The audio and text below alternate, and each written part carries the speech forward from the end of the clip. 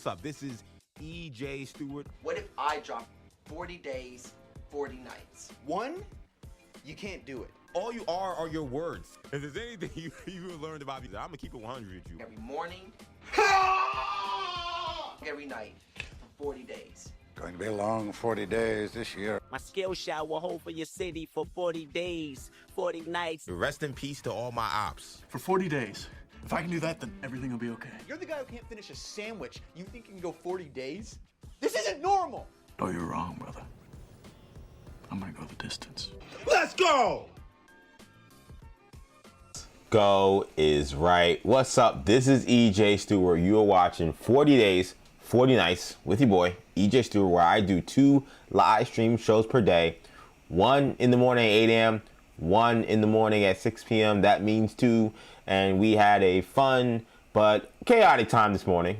We attempted to have the entire team of Maggie and Perloff on live on 40 Days and 40 Nights for day 36. Technology wasn't quite cooperating, so it was a little bit of a mess, I'm not gonna lie. But it was really fun to see their faces. It was fun to chat for them for the short time that we had the whole group together. And there were stretches where we did have, the team together for a little bit to talk about what's been going on since and just reminisce and have a good time. And it was a lot of fun. I would not have changed it for the world. The only thing I would have changed is maybe I would have done a test prior to trying to do all 4 at the same time. But no, shout out to Maggie, shout out to Andrew, and shout out to Manny for all coming on here and having a great old time with me, talking sports, talking nonsense, and going back down memory lane of what it was like to be as a team together on the Maggie and Perloff show on Infinity Sports Network and CBS Sports Radio. So that was a ton of fun. That podcast episode is up, obviously, on the YouTube channel. And, of course, it was up as well on the audio channel. Now, I cannot guarantee it's going to look the greatest or sound the greatest because we were trying to do this thing live and there was a whole bunch of issues. But if you do want to check it out and see everybody's lovely faces together, again, you can check that out on our YouTube channel, Generation Media.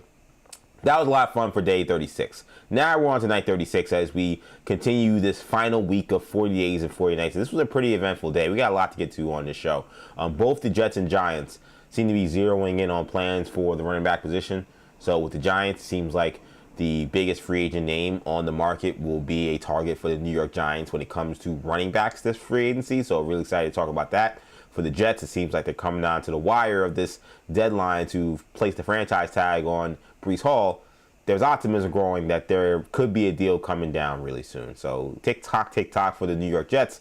And of course, we'll keep an eye on the New York Giants on not just what may be happening with their interest in Kenneth Walker, but also some interest in Jeremiah Love. So very fascinating stuff with both those teams. We'll talk about that. We'll also talk about a big trade in the NFL. David Montgomery, running back for the Detroit Lions, is headed out to Houston. He now goes to the Texans. So that is the end of the beloved Sonic and Knuckles pairing in Detroit. We saw some rumors last week that David Montgomery had wanted out. He refuted those rumors, but then he got traded days later, so I don't know if those were true or not true. It doesn't really matter at this point in time. Nonetheless, he is gone. He's now with the Houston Texans, so we'll break that down in terms of what that means for the Texans, who desperately needed running back help. I think I talked about that last week when we were talking about C.J. Stroud. And now here you got, I think definitely one of the premier backs in the NFC. So we got David Montgomery on the move. We've also had some kind of bizarre, weird basketball stories, but we'll do them all because I thought they all were quite interesting and fun to talk about. So Zion Williamson did an interview with ESPN. I don't know what the impetus was for this interview. He played 35 straight games, which was the first time I think he has done that in his entire career. And, of course, he reaches that milestone, and now he's hurt again. No, I don't want to make fun of him because he actually was talking about how a lot of these jokes about him have actually affected his mental health and stuff. But he is out tonight because they play the Clippers. That's why he's in L.A. He did sit down with Leaky Andrews talking about just the injuries and how they've taken a toll, how the discourse about him and his injuries and his weight have taken a toll on him as well. Plus, putting to bed rumors that he wants out of New Orleans and expressing interest in playing for Team USA in 2028. So we'll kind of talk about where things stand with Zion Williamson today, a guy who was, to me, it seemed like a can't-miss prospect when he came up in the NBA in 2019. That is definitely a long ways away from the guy that we are seeing today. So we'll talk about Zion. We'll also talk about beef brewing in Orlando, or at the very least, lack of communication, apparently, because you got star player for the Orlando Magic, Paolo Banchero, going into the media, explaining that he believes the issues of the team, and they just had a tough loss to the Pistons over the weekend, is issues of communication and issues of lack of adjustments. Whenever you hear lack of adjustments and communication issues, that is just 100% word for coaches screwing up. That is what you hear in any sport when you hear those two things as a reason why a team is losing. Jamahl Mosley, who I know him as a guy to never back down and not just take anything lying down, is not taking this lying down either. So he puts his assessment on the team, and it's not about lack of adjustments or lack of communication. He's talking about lack of effort. And if you're talking about lack of effort on an NBA team, you're talking about the players. So you got, I think, perhaps potentially a big situation brewing in Orlando. I would not surprise me if we see a Stan Van Gundy, Dwight Howard arm around the shoulder press conference soon to try to maybe quelch whatever is brewing. But something seems to be not right with what's going on with the Magic, and some of the murmurs you were hearing behind closed doors and through sources now it's starting to rear its ugly head to me, to the public media, with public comments from both guys. So we'll talk about that. And we got to get an update on a huge story about Magic City. And I'm not talking about Orlando. We did this story last week, Friday, about Magic City, the famed strip club in Atlanta, having a promotion for a upcoming Atlanta Hawks game. It's against the Orlando Magic, which is ironic. I forgot which date it is exactly, but it's coming up soon. It's like in a week or two. And an NBA player is speaking out against it. It's not a player for the Hawks. It's not a player for the Magic who will be playing in this game. It's a guy who's totally in his own different lane. I don't know what made him feel like he had to enter the chat on this, but the first NBA comments critical of this Magic City promotion happening in Atlanta in a couple weeks happened today. We'll give you who that guy was later on in the show. This is going to be a good one. 40 days, 40 nights. So excited to get the ball rolling. This is going to be great. We want that God loves Michael Irvin. Always a way to. If there's a reason to bring Michael Irvin to the mix, you got it. No reason at all, but no. Also, by the way, once again, like I said before, shout out to my teammates, my good friends, Maggie Gray, Andrew Perloff. EJ's a nerd.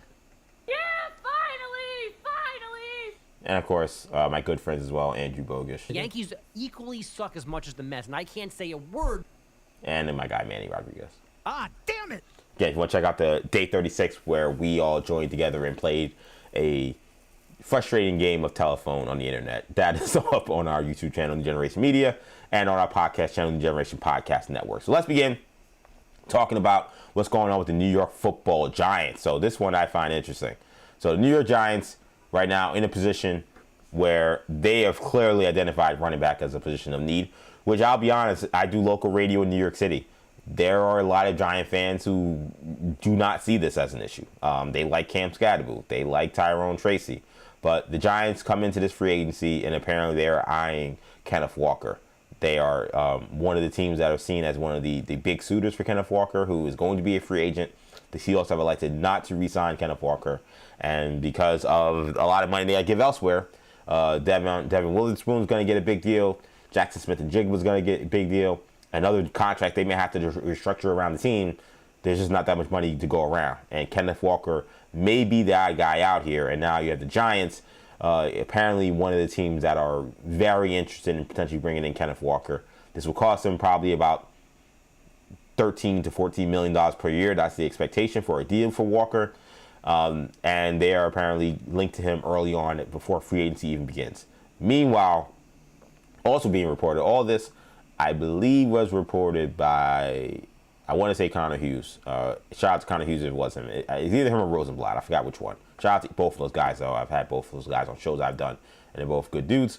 But also, by the way, Jeremiah Love, apparently a guy the Giants will do their due diligence on when it comes to this draft process. So Giants apparently definitely eyeing the running back position as a position they want to tackle, whether it be through the draft and whether it be through the free agency. I'll say this. I like this. I think the Giants are in a position where they are in a talent acquisition mode until things get turned around. So the good players, the increasing the amount of good players you have on the team is just going to be something that they should explore regardless of position. And I've been someone who has not been as high on their running backs as maybe their fans are. And maybe, I think the rest of the NFL universe, I think, probably agrees with me, where Tyrone Tracy has shown flashes and he's been solid. And Cam Scatterbo, I think, is a fun story and is a wild character and is a good player. But just had his ankle torn, to shreds and twisted towards Albuquerque. I'm really hoping that he gets back healthy and can be the exact same player that he was. But he did suffer a very serious, devastating injury. And I think to just pencil him in as well, he'll be running back 1. He'll be just fine as we get ready for training camp, given the injury he had. I wouldn't bet on that. And we've seen Tyrone Tracy now as running back 1 for essentially a full year. If you combine his rookie year when he took over for Motor, and then last year when him and Scatterbo were kind of trading spots, and then Scatterbo got spot, and then Scatterbo got hurt, and it was Tyrone Tracy's the rest of the way. Good player. Neither guy is as good as Kenneth Walker. And I think that where the Giants are at this point, improving the offense in all facets in terms of giving Jackson Dart as many weapons as possible is going to be key. I think Kenneth Walker showed that he is in the prime of his career. He is playing as good a football he had played since he's entered the NFL. And this is a guy that had a lot of pub coming out of Michigan State as the best running back in college football. And I thought it took him a little while before he really had the impact that I think we were looking for. And I think this year he was phenomenal. He stayed healthy. Him and Zach Charbonnet ended up being a great combo. And then Charbonnet goes out and he completely takes over the playoffs. Kenneth Walker was an absolute monster, and it's not surprising him looking for a contract that he'd play the way he did. But I also think he's always been considered a high character guy, good locker room guy. And the Giants just need other stars in the mix and in the room. I think the Giants' problem has been they have put on pedestals really talented young players who have accomplished nothing. Like young guys who they've individually had great seasons and great numbers, but they've lost consistently playing with the New York Giants. But because those guys have been so talented and the Giants have lacked so much talent over the last 10, 15 years, we put those guys on pedestals, and those guys I think have had false senses of entitlement and leadership issues, and I've seen it multiple times with this team. Taquan Barkley's not part of that. I'm taking him out of this. But Malik Neighbors, who is a dog and an awesome football player, but runs hot and cold, kind of says whatever he wants in the media, and I think sometimes foolishly opens his mouth about things that end up causing more problems than necessary. Odell Beckham, Dexter Lawrence, Kayvon Thibodeau. I think the list goes on and on with these young guys who have come up through the Giants tree. Now Abdul Carter, who didn't even play that great last year, but still has seemed to have a lot to say. These guys come to locker rooms with no good players. They come and they say, oh, I see a bunch of mid guys here, so I'm the star. So that means I get star treatment. That means I can go late to meetings. I can be late to meetings. I can show up the coaching staff. I can show up my quarterback. I can show up whoever, because who in this locker room is going to check me? And some of that I think has been because I think the Giants team, the front office and the organization, and I think the fans have been just so afraid to lose these guys, but they just want to hold on to these guys for dear life. Say, oh, please don't go. I know we suck. Please don't go. Please don't go. Please don't go. And I think they've given, again, some of these guys a false sense of security and a false sense of entitlement that they have not earned. I thought Dexter Lawrence, I know you can say the media availabilities don't matter. I thought some of these questions he was answering, do you want Jackson Dart to play? Are you excited about him? I don't make decisions about the coach or about the quarterback, or I don't care about the coach or the defensive coordinator. Like, he was just saying things. I'm like, do you understand how this comes off? I know you're trying to diffuse controversy, but these are actually important things that are being asked of you, and you simply just going through the motions and giving the standard answer would go better than you giving off this entitled answer, like who, like get out of my face, like why are you even asking me this question? Especially when, again, I think Dexter Lawrence had a little bit of a disappointing year this year. And again, we've seen it with all these other guys. I mentioned Beckham, I've mentioned Neighbors, and I've mentioned Abdul Carter and Kayvon Thibodeau. Again, there's just been too many of these guys. So I like the idea of bring in somebody else who's good. Bring in somebody else who has a Super Bowl ring, who has a level of stardom, but also doesn't come in as one of these kind of guys. Like, Kenneth Walker is not, in any counts, been known as a guy who's a malcontent or a big mouth or anything like that. So I think you kind of kill two birds with one stone. You get a good player for a team that talent acquisition is the number one thing for this team because they don't have much. And two, you bring in a guy with some cachet who won't just throw it in people's faces. And I think you can help improve and impact the locker room in a major way. Jackson Dart, another guy.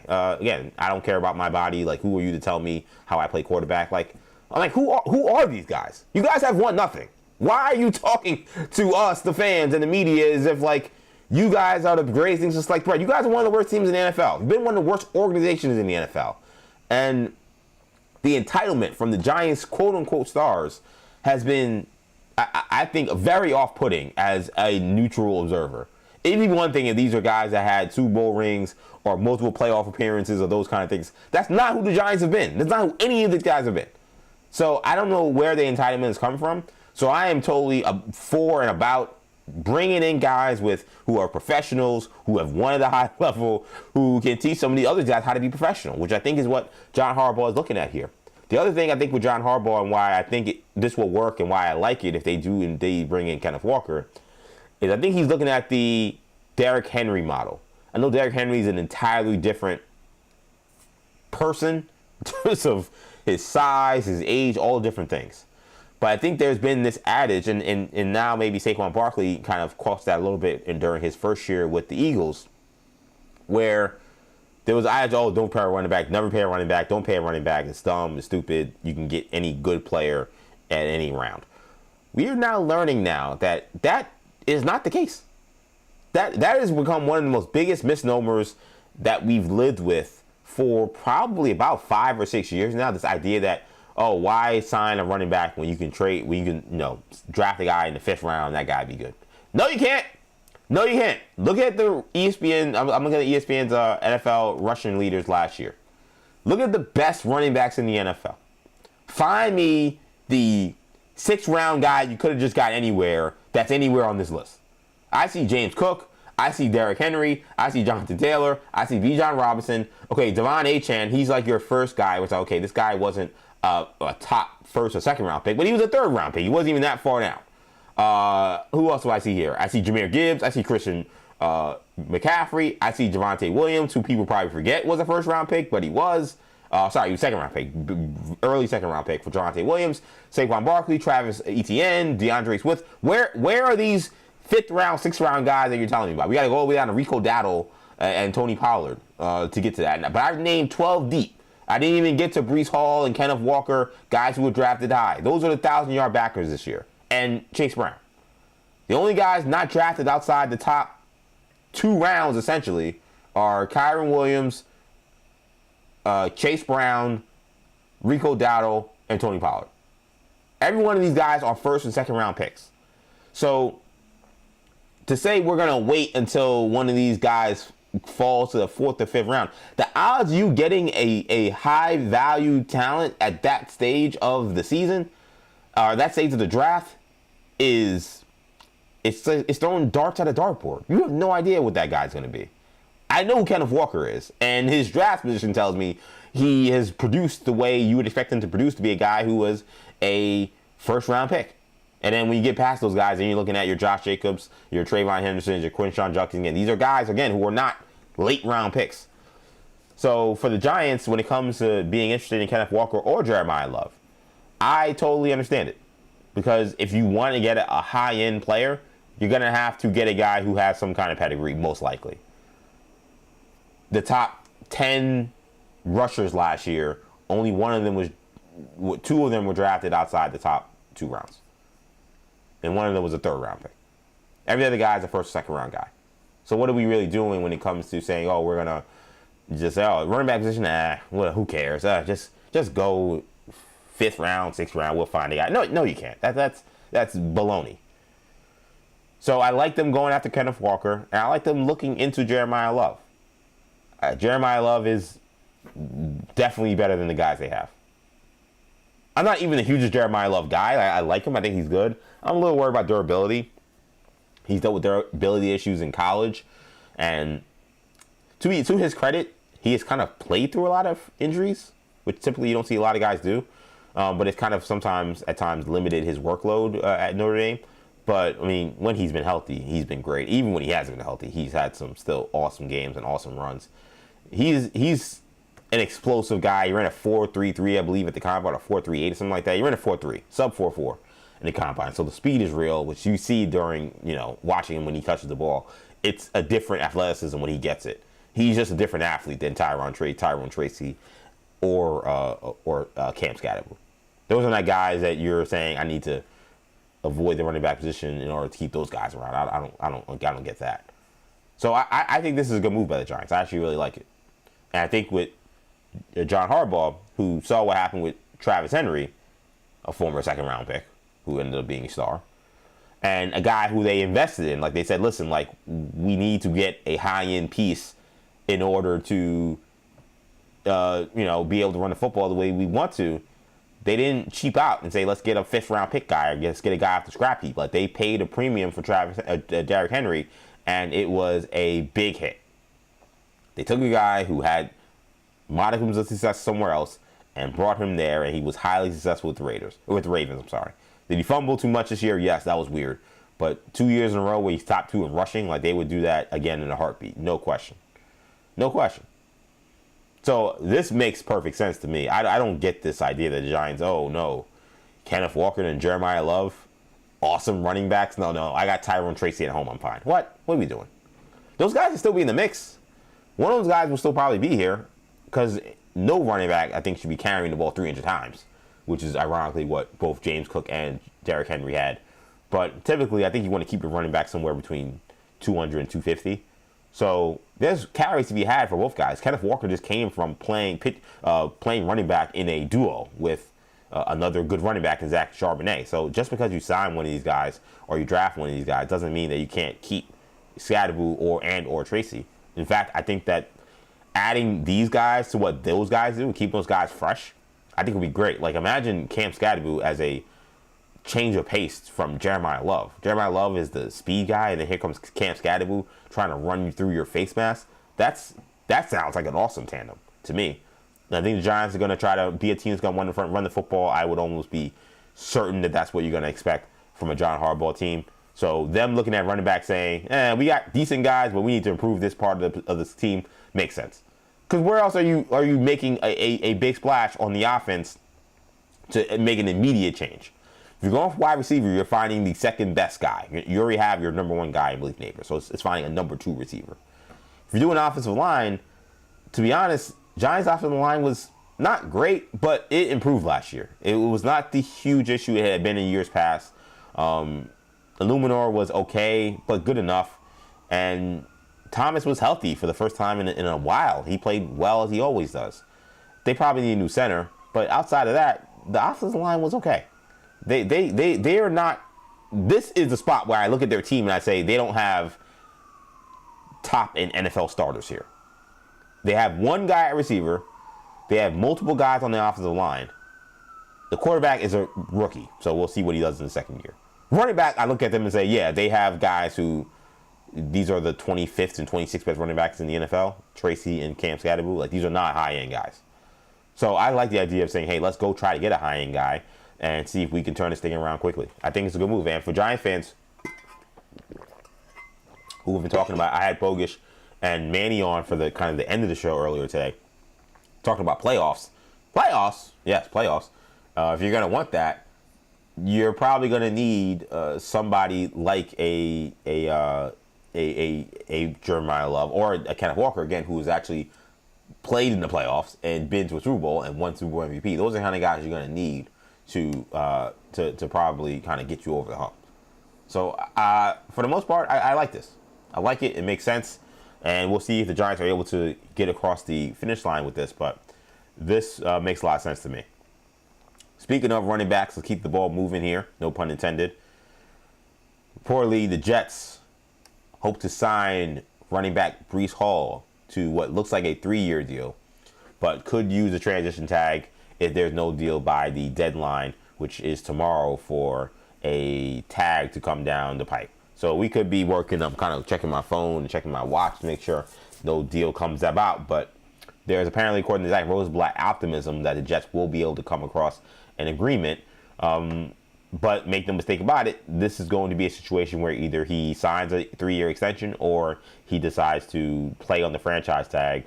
He can, I guess, try to like say, hey, I'm going to just chill and not sign this thing and make you guys trade me. I just don't think he has much leverage for that. We just haven't seen a running back effectively use that strategy and have it work. Saquon tried it. That didn't work. We had Jonathan Taylor try that kind of famously, where he was going back and forth with the late Jim Irsay, and that was public and weird because unfortunately with Jim Irsay, a lot of things were a little off with him towards the end of his life. And RIP to the former owner of the Indianapolis Colts. But like, that strategy just doesn't really work. He can do it, but I'd say for who, for what. So this is what he's staring down the barrel of. Is he probably signing a 3-year deal?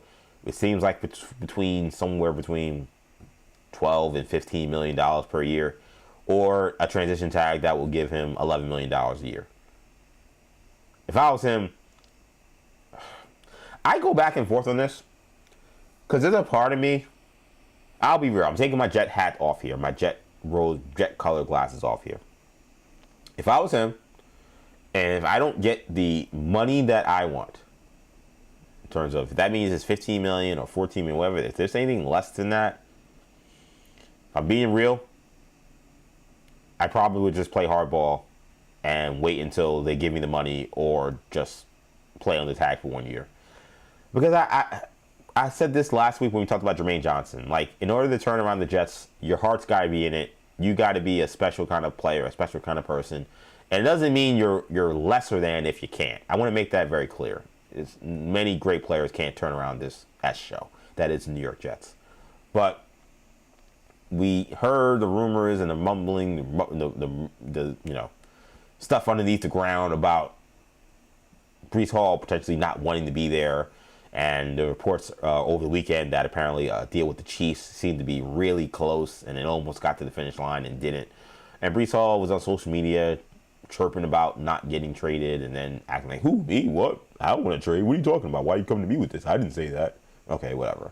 I just think if that's like your disposition for all this, I think you're maybe better suited saying, listen, I will play on this tag for a year. It's risky, but I'll do it. Let me just come in and have a great season, and let me enter free agency next year and see if I can then get a massive deal next year from some other team. So a number that the Jets won't be comfortable with. That is probably his best bet if he wants to be outside of New York. And I'll be honest, that's probably the advice I would give him. It's like, hey, do you want to win somewhere? Do you actually want to win? If you want to win, I don't think it's going to happen with the New York Jets. And I think another season with the New York Jets definitely could continue to hurt your value, because that is more punishment being taken on a team that is just not worth you taking punishment for. They're so bad. And I know Jets fans will hate to hear this, and I don't say this like glowingly saying, oh, I hope Breece Hall leaves. I hope Breece Hall stays. But if I was him, I would say, oh, you tagged me? Okay, fine. I'll come in next year, play hard, and then next year I'm out of here. That would be my mindset, because the Jets aren't going to franchise tag him 2 years in a row. That won't happen. By next year, they'll be part of their that will really be the year where like the rebuild the 2.0 Jets with Darren Muji kicks in. When you have all those first round picks they'll have next year, along with the second round picks, they're not going to be wasting time with figuring out with Breece Hall what they're going to do with him and signing him for another whatever. It's going to be just like the Giants situation, where the Giants franchised Saquon and did all that stuff. Nothing happened. He played the year. It was awful, and then he left. That's pretty much, if I was him, I would say play the Saquon Barkley bag and say, go out there, try to play your best. Somebody good is going to want your services because you are really talented. Nobody can teach your speed. And then you could go to another team, get a huge deal, And then by that time, you got good teams looking after you. You go there, you have a phenomenal year playing for, name the team, the Broncos. Again, I'm not wishing any of this, but the Broncos, who's another good team that could use a running back? I'm trying to think off the top of my head. Maybe by then the Ravens are done with Derrick Henry. Who else? One of them kind of teams. One of them kind of teams to say, hey, we're good, all we're missing is a running back. Or even teams that maybe aren't that good, but like if they have a star running back, they look a lot different, like the Washington Commanders, for example. That would probably be his best bet. Now, that's a risky move because that's saying, hey, go play on this guaranteed deal, but it's only 1 year, so there's no guarantee beyond next year. And hope that the Jets don't screw your value up so much in 1 year that you can't even get that payday. It's a big risk. But if I was him, and if it results in another year of him moping and complaining because the Jets are losing again, I'm like, well, that's what's going to happen again this year, most likely. So do you want to do that whole thing again, but ensure that you get paid? Or do you want to say, hey, listen, you know what? I'm just not interested in signing with you long term. That's just where I'm at. This thing I think should be over. I think you should trade me. But if you're not going to trade me because you're not getting enough value for me, that's fine. I'll play on this tag. And then once I'm done with this tag, I'm out of here. That would be my suggestion to him. I think for the Jets, and we'll see if this optimism is real in terms of them signing a deal with him, because I just assumed he was a goner with the way he was acting and the way he was talking during the regular season. I thought this is definitely Breece Hall's last year here. The fact that this is even a remote possibility, and it seems more than remote. It seems like it's more likely than not he will definitely be a Jet next year. And it seems like he could even sign a deal. It tells me that maybe there is something to what Darren Muji is spilling to these guys in terms of what their plan is to turn this thing around that makes them excited. I have said a ton, and I'll keep saying it. Wake me up when there's a new head coach, because I just don't believe that Aaron Glenn is going to be the guy that's going to turn this thing around. But I think what he could be saying is, look at all these first-round picks I have. Look at all this cap room I have. And we'll have a different quarterback. We're going to get this thing right. All the opportunities for us are right in front of us to make these moves that we need to make to become a team that can finally get out of the doldrums here. Just give me some time. And Garrett Wilson signed on the deadline last year. And it sounds like there's a chance Breece Hall might. So if this does happen, then there's big credit to Darren Muji. That's who I think would be behind this. I don't think we would look at a Woody Johnson or a Aaron Glenn behind this. Those guys seem completely chaotic in everything they do. But Darren Muji seems to be the one guy that is pushing the right buttons. I like the move they made last week trading Jermaine Johnson. So if they're able to get Breece Hall a 3-year deal for about $14 million, I would sign that. They have a bunch of cap space. There's no reason to say, you know what, let's take a flyer on Braylon Allen. Let's see if he's ready to be the number one running back without knowing for sure if he's ready for that load. And then now you got Hall, Allen coming back from the injury.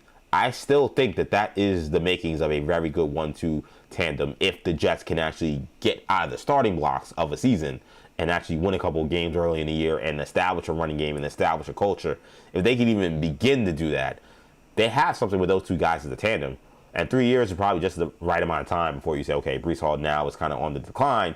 And by that time, maybe Braylon Allen is ready to go to be your number one running back if he's there. And if he's not, then you could be looking at drafting a running back high in the first round or some other option that may emerge when that time comes. But Breece Hall and the Jets appear to be definitely locked into negotiations. This doesn't seem like I'm not really all that interested. Whatever you guys do is fine. Like, he seems to want to try to get this money in this bag that is right here for him. It seems like the Jets are willing to give it.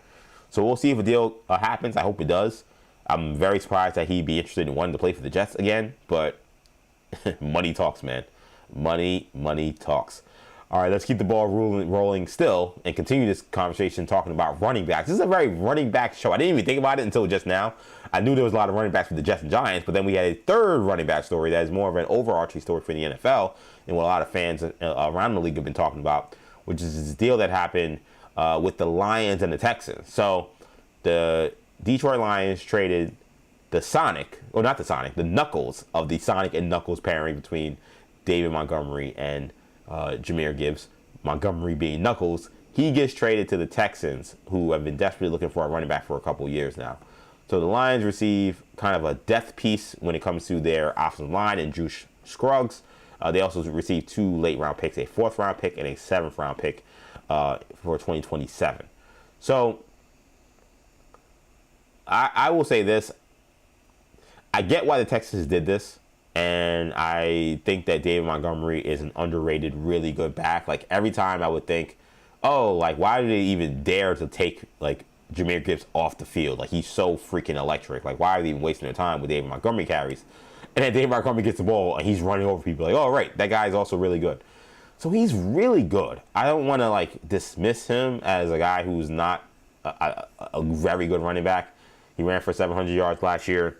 He ran for 4.5 yards a carry. He was extremely effective. He's been, an extremely effective running back for basically his entire career. He is getting to that age, though, where I start to wonder how many good David Montgomery years do you have left. The good news is he's not somebody that's been carrying the ball even 200 times a year recently. The last 2 years with Detroit, he carried the ball less than 200 times both seasons. The year before that was only 219. So he doesn't have quite the wear and tear as other running backs who are 28 years old have. But he is a guy who takes a lot of punishment. He runs a physical style. And part of me looks at the Texans. I'm like, man, was this the best you guys could have done at the running back position? What this tells me is they know that Breece Hall is not going to be a possibility. And they know that whatever the price tag is for Kenneth Walker, that's not an option for them. Which I think those options would excite me more if I'm a Texans fan. If you bring in a Kenneth Walker, 1,000-yard back, a guy who, again, I think is probably one of the top 10 running backs in the NFL, I'd say, okay, you're cooking with gas here. I'm definitely looking at what the Texans are doing. Montgomery feels more like a upside move, where you're saying the floor is pretty high because he's so much better than what they've had. But you're saying, we haven't seen him as a full-time back. Maybe as a full-time back in his first year, he exceeds expectations and he ends up having a big year with this team. I can totally see that, but I'll be honest, like, this wasn't something that super, super excited me. I like that the Texans are addressing the running back position. They desperately needed that. I think David Montgomery seemed desperate to want to get into a situation where he got to be the bell cow back for a team again, because he certainly has the skill set to be that kind of guy. I just don't know if he's what gets the Texans over the top. Like, if you're a Houston Texans fan, like, you just got to look at what your defense has become. This awesome, kick-ass defense where you got elite pass rushers coming from both edges. You got interior play that's solid. You got linebacker play that is top tier with Alshire and Tuatoa. And then your secondary, your corners, both of them are studs. Your safety play is good. Petrie playing nickel/safety is good. Like, I'm like, to me, I'm like, man, we need to go for the juggler with these offseason moves when it comes to the offense. You already told me we're not trading CJ Stroud because that would be quote unquote moronic. That was a quote from Nick Caserio, their GM, which I can understand. I can look at that and say, yeah, sure. Like, trade, who are you trading him for? Who is this obvious upgrade? I don't really see him out there. You know what's kind of dawned on me? I talked about this guy earlier today, Derek Carr. When Derek Carr put that out there about how, if I'll come back, I'll only come back for a team with a coaching staff I like and a team that has a chance to win a championship. And I said, well, that damn sure ain't the New York Jets. I low-key wonder if he was talking about the Texans. I wonder if he was like, ooh, that's the best defense I would have ever played with. Even though he's played with good defenses in New Orleans. But that's a great defense. Better than anything I would play with. Nico Collins is a really good receiver. A little bit banged up and does get hurt a little bit. But when he's healthy, it's awesome. Offensive line's not great. That's one of the issues. But, okay, put that aside. I could play with that defense in indoor elements, warm weather, because I'm playing in the AFC South. I wonder if he deep down was I wonder if he was back channeling Houston, saying, hey, how into you guys are you? How into you are you guys with CJ Stroud? It's something I wonder. And it would be interesting because his brother played there, so I don't think there are hard feelings with the organization and David Carr. I don't know, but that's just something I wondered because those comments were so they seem so delulu to me. I'm like, what Super Bowl contender is asking for your services? I didn't see it. I could not see it unless it was a team that he thinks is a Super Bowl contender. I don't think it's close. Like the Steelers, for example, like that'd be a team where I'm like, all right, that's not. I don't think that they're. I don't think you're being serious by talking about them as a Super Bowl contender. But okay, fine. If you're gonna say that's a team you're interested in, sure. Or Carolina or somebody like that. Like unless it was some team that I couldn't understand, or I don't see the Super Bowl contender. I can see the actual Super Bowl contenders and see them wanting his services. Texas is the only team that made me kind of pause when I was thinking about this segment today. I was like, I wonder if that's where he wanted to go. But nonetheless, if you're a Texans fan, I'm like, yo, how many years? They're a young defense, but we know what young defense is like. You're going to have to pay all these guys soon. So it's not like you have an infinite timeline to run it back with these same defensive stars. How long are you going to kind of mess around with being a mid-tier offense? Like, you need to get some real juice on that offensive side of football. I know it's been a little hard because, they made the bold move to trade, their future first-round pick, and it was a smart move because they got them Will Anderson. But because of that, they've been kind of behind the eight ball, and they've been still building up this defense, which is now awesome.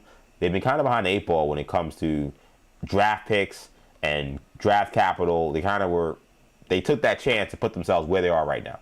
But now that they're here, I think they just need, bold moves to put them in a position to say, okay, this is a team now that is serious about getting into Super Bowl contention. Montgomery just doesn't do that for me. Again, he's a good player. He's a good running back, and he will certainly help them because, again, their running back room was Woody Marks. To be clear, though, Marks and Chubb ran the ball really well against the Steelers, and they both had moments during the season. But Woody Marks and Chubb, I just don't. They don't scream, I'm serious about winning a Super Bowl. Or if I have those guys in my running back, I better have like the greatest show on turf kind of passing game. That's not what they have. So this is the beginnings of an offseason. So this is the first move. Doesn't mean that they can't also then go after a big time receiver or make some huge moves on the offensive line that could make me feel a little better. This is the beginning, right? But first move, you go with David Montgomery. Nice piece, not a piece that I'm gonna, go crazy about or feel like, okay, now they're in a different position. I mean, you're drafting 28 this year, so the opportunity to potentially get a high-end weapon is not great, to be honest. Like, that's not really a spot, I think. I think if you're gonna want to get those high-end position players, you're probably talking about one draft between 10 and 20. And if you're talking about drafting, in the 28s, like right now, Tankathon has him taking Caden McDonald, Caden McDonald is a monster. I love Caden McDonald. One of my favorite guys in this draft. But talking about, okay, another defensive player. The other guys around here, how much you like KC Concepcion. Again, David Boston. They had Denzel Boston. I'm sorry, David Boston is the Denzel Boston reminds me a lot of David Boston, even though I'm like 50% sure they're not related. Denzel Boston have here going at 21. They don't just those guys you're talking about, whether it's a running back or whether it's a wide receiver, like those guys aren't going in the draft, which again I think is part of the reason why they decided, you know what, we just got to make an aggressive move here and get our running back now. And this is the best guy I think available to them. Walker wasn't going to be available to them. Hall wasn't going to be available to them. So they had to be realistic about what their opportunity was. They didn't want to come into another year saying, well, we'll just run it back with like another like minimum salary guy and Woody Marks. Like they've done that now for a couple years in a row, and that hasn't worked. So I like the aggressiveness, and they gave up nothing. I didn't give up Scruggs and late round picks. Like this is a totally fine price for a guy who is good, and like for a win now team, he is a win now player.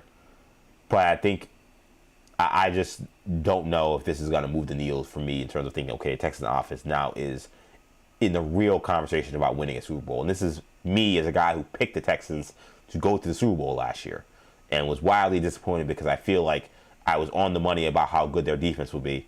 I just didn't expect their offense to take the kind of regression they took this past season. You got Matthew Graves in the chat saying, I want to Walker, but I feel like him winning Super Bowl MVP made his price tag higher than they were willing to go. Yeah, that's real. I think Walker knows what kind of money he's getting. Like if you're the Seahawks, you don't not franchise tag him and then give no word about whether or not you're interested in re-signing him unless you know what the cost is going to be. And they did not want to give him the guaranteed money of $14 million. So that tells me that either he's going to get just that, and they didn't want to give him that, and he's going to get that from a team for multiple years, or maybe he even gets more. So if you're the Texans, who I don't have their over the cap number in front of me, but they're a team that, again, is in a situation where they're having to pay some guys, I don't think they're in a position to say, hey, we can just give a running back $15 million a year.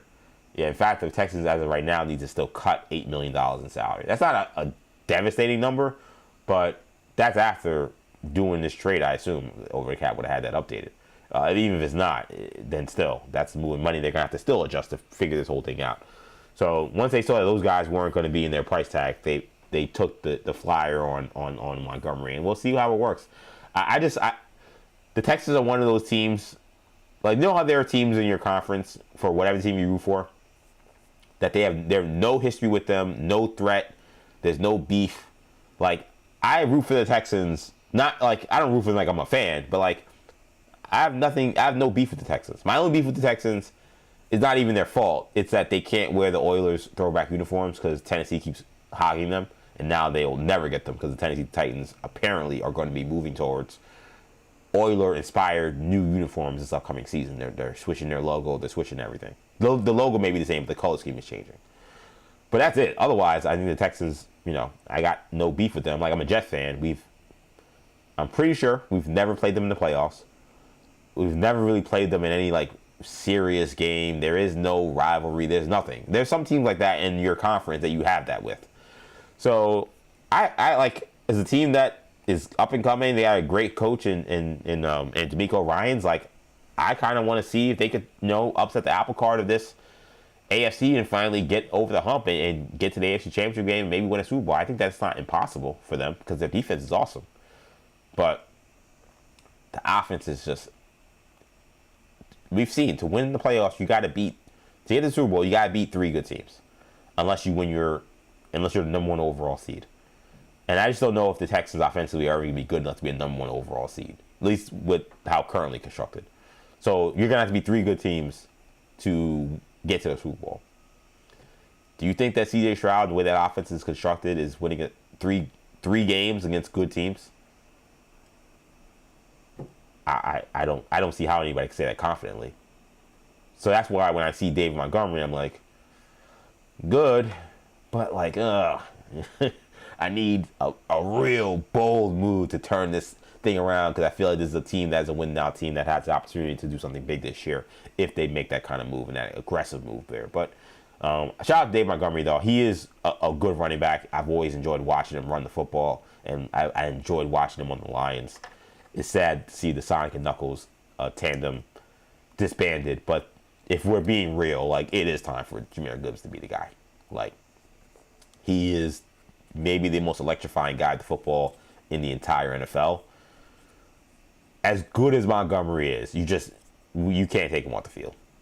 If you're going to take him off the field, it's got to be just to spell him, just to get him a blow. But everybody else, every other carry, every touch needs to be going to him at this point in his career. That's a realistic approach to how the Lions are going to approach next year. And we'll see. The Lions also have an opportunity as well. Again, they may be able to draft a running back in this draft too, because they will have a need for a backup.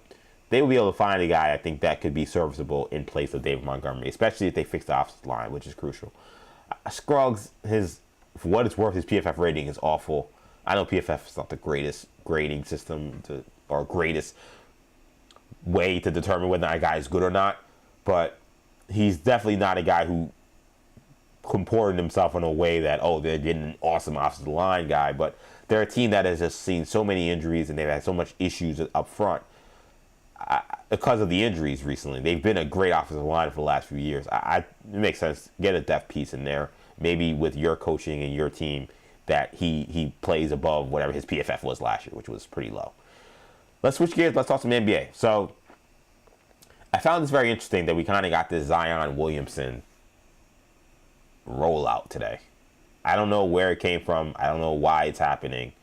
But Zion Williamson decided to do an interview. This was actually the first national TV one-on-one interview he has done, I think I saw earlier today, in like 4 years. Which, I mean, makes sense. I mean, he's not been, I'm not really trying to joke, he's not been around. Like, he's been injured. He's been away from the team because of his injuries. He's been rehabbing. There's been no reason, I guess, to have him on national TV. And New Orleans Pelicans, who I think when he got drafted, were expected to be a national TV darling because when he's healthy, is such an exciting player, have fallen off such a cliff that nobody's trying to watch the Pelicans on national TV. So there's been no reason, I guess, in theory, to talk to him in that way. But he did open up today about various different things, and I found this interview with Malika Andrews fascinating. Shout out to Malika Andrews. I want you to hear from Zion Williamson on a couple of things.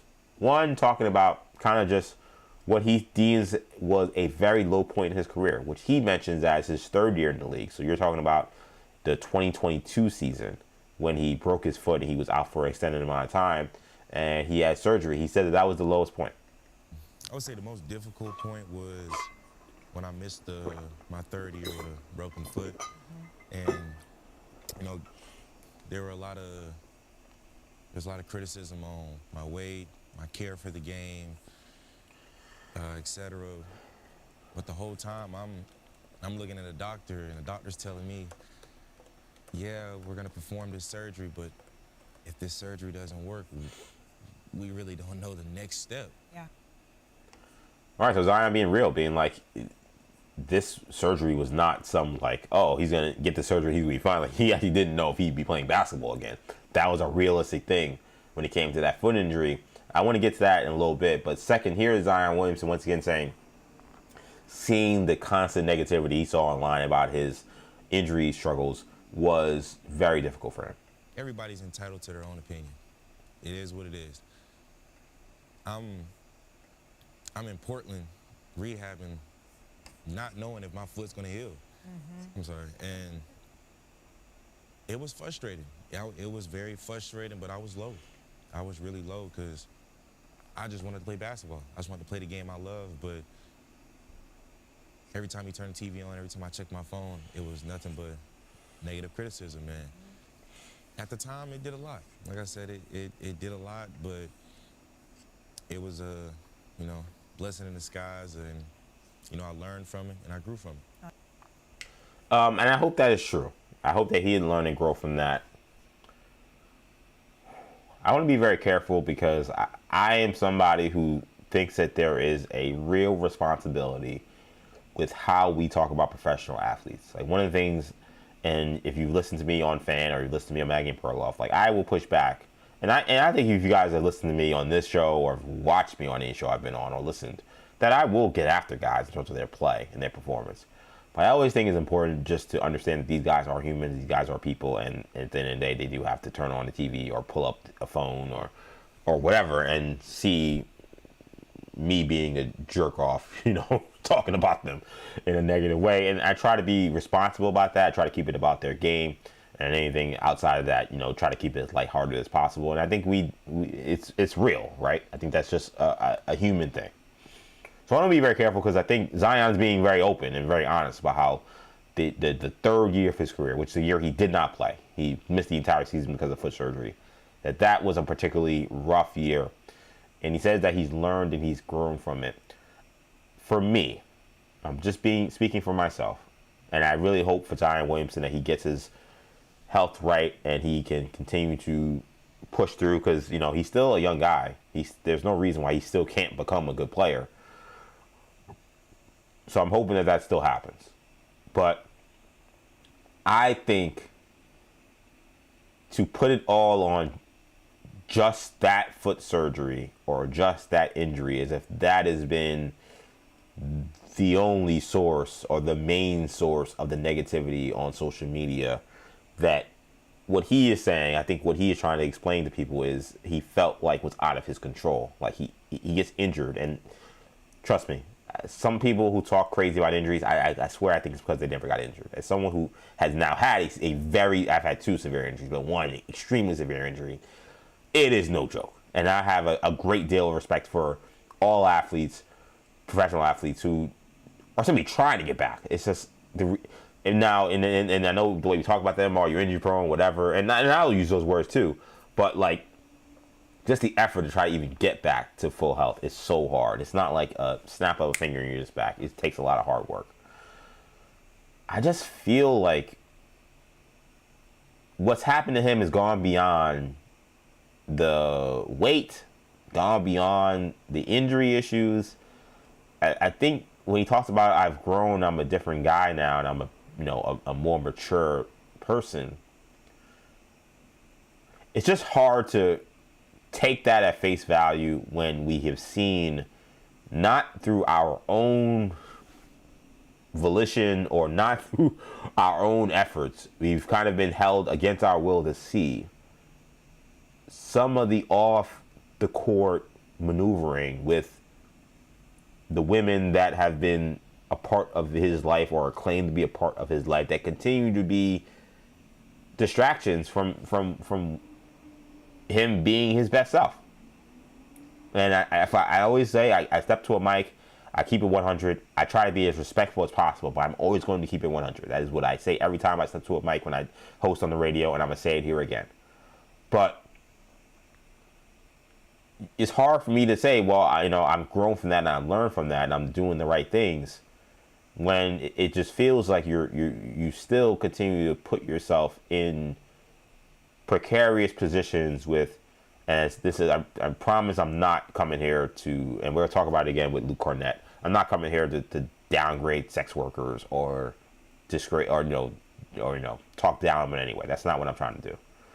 But it just seems like, forget about their occupation. It seems like the people that he's associated himself with that are willing to put out his information out on public and put it out on blast and show it seemingly the ways in which he's moving that just don't seem to be the smartest. It to me, it loses. To me, like it's like, I know he probably wants to separate his personal with the professional, but that stuff also impacts your play. And I'm not saying it impacts everybody's play, because I'd be naive to suggest that there aren't women problems with guys in the NBA. I'm not an idiot. I know everybody has, not everybody, a lot of guys have some kind of issues with one woman, multiple women, all different kinds of situations. I'm not stupid in that regard. But I'm saying for him, if you're talking about you're a guy who has been to the depths of hell when it comes to your health and how you're taking care of your body and how you're trying to be as smart as possible, how you're trying to mature, for you, that part of it then can also be another distraction, another issue. Like, to me, it's like you're trying to make this comeback for Zion Williamson on hard mode. It doesn't have to be on hard mode. I know that's a poor choice of words, but I'm sorry. On a high difficulty mode, let's put it that way, right? Like, that's, like, I don't know. I found these comments, they're real. So I don't want to dismiss that he feels like it's tough for people not to really like empathize with him trying to come back from an injury and how serious his injuries were. But it's also hard for me to say you're taking your life and your craft super seriously when we're seeing the kind of people you're putting around you, and they're not serious people. And they're people that seem to be out to hurt you, actually. And that's where my question marks come when you say I've grown and I've matured. Where is the evidence of that? If you want to say maybe this year he played 35 straight games, he's been as healthy as he's ever been, and he's in pretty good shape right now. He looks fine, I think. But again, the impact has not been there on the court. So right now he has looked like a diminished player. Somebody, I don't know if they timed this thing or whatever, but yesterday a video went viral of watching Zion Williamson's highlights. Or not watching, but showing Zion Williamson's highlights of when he was at Duke. I could not think of a more can't-miss prospect that come out of an NBA draft since LeBron James and then now Zion Williamson. Like, the stuff this guy was doing on a college basketball court was completely unreal.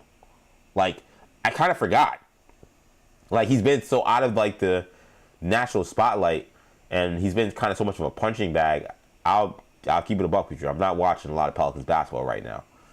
Like, I know he ain't doing this. Because trust me, if he was, the Pelicans could be 9-50 and they'd be showing these highlights on SportsCenter. He ain't doing that.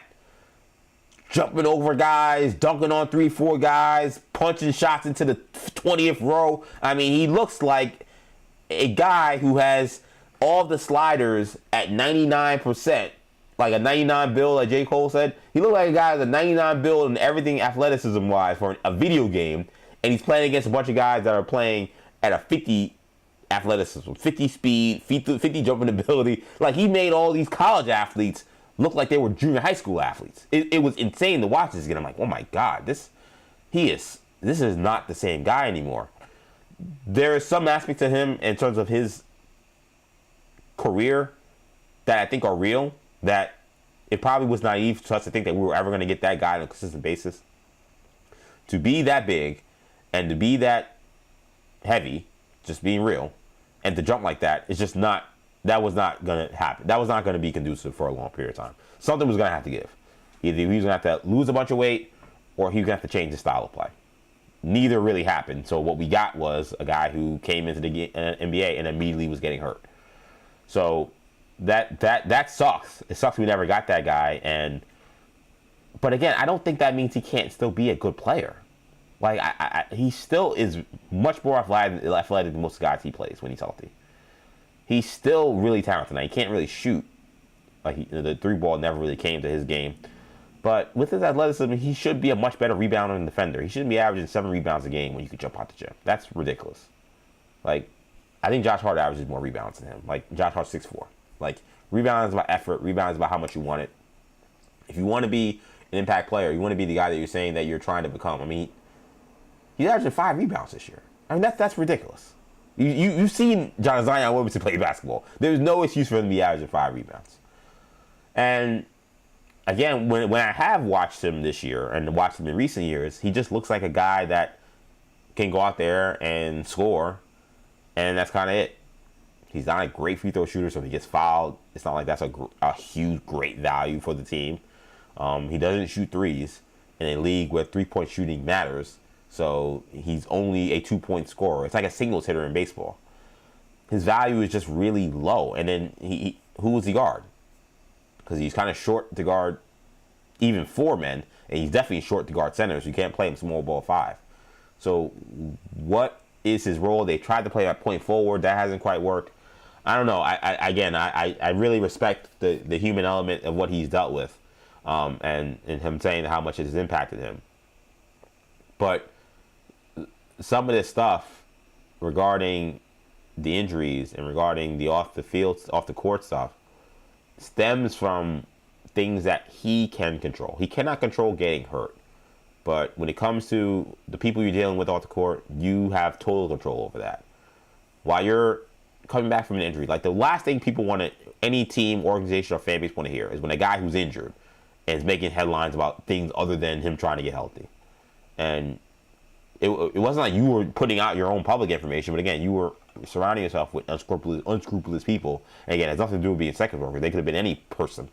You're dealing with these people who, again, do not have your best interests at heart, and you're embarrassing yourself and the organization with the people you're surrounding yourself with.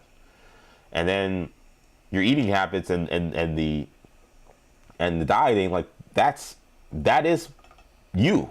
I hate to say that. Like that is all you. That's not. Now, obviously, it's very hard when you're injured to stay in the kind of shape you want to be. We get that, but we knew when you got to the NBA that there needed to be a difference in terms of how you approach, the weight. And it's not something he's been able to control. It's not something that's easy for a lot of people. He's a human, right? Again, I'm trying to be respectful of that. But it also comes down to how bad do you want it deal, too. And it just seems like these aspects of his life that he can control, he hasn't wanted it bad enough to do the right things consistently. Have there been stretches where he has done the right things when it comes to coming in camp in phenomenal shape and he looks great? Yeah, and then sometimes he gets hurt. It's like, oh man, it's a bummer. He came in great shape. Like, we know that this story has not been just all Zion, just a bum. Like, and to be clear to him and fair to him, like I know probably on the social media it probably looks like that. There have been a couple off seasons where he's come in looking in great shape, and then he gets hurt 2 weeks in, and some of that you can't really control. But that's where some of the early conversations about dieting and about conditioning and all those different things, that's why those things were important then. Like you want to have those things down pat before you break your foot in your third year, and then you can't play. And then now you have this injury you're trying to overcome, and it being a nagging issue. And then the other aspects of your life, again, you can control. You can control if you're not creating headlines by surrounding yourself with people who don't have your best interests at heart. And I hope I'm trying to be respectful as possible to Zion Williamson while still talking about it, because I still think that he's a unique figure. He is an interesting basketball talent, because there's still very few guys that could do what he does at his size. But I heard some of these comments. I'm like, that's a low point. I get it, and it sucked. And the foot injury you can't control, and then to hear everybody talking about, you and your weight and all those different things, that sucks. And you say you made the right steps to try to get yourself right since then. Forgive me, I just don't feel like I've seen the results of that. I'm not even talking about how many points you're scoring or rebounding. It's just like, how have you consistently come into camp every year in terms of your shape and your in the weight you have? Again, the people that keep popping up against my will, telling me about your personal life that I never want to hear about, never want to know about, and putting it on Front Street and putting it in a way that is A, embarrassing, and B, suggests that you're not moving very smartly, if any of this stuff is true.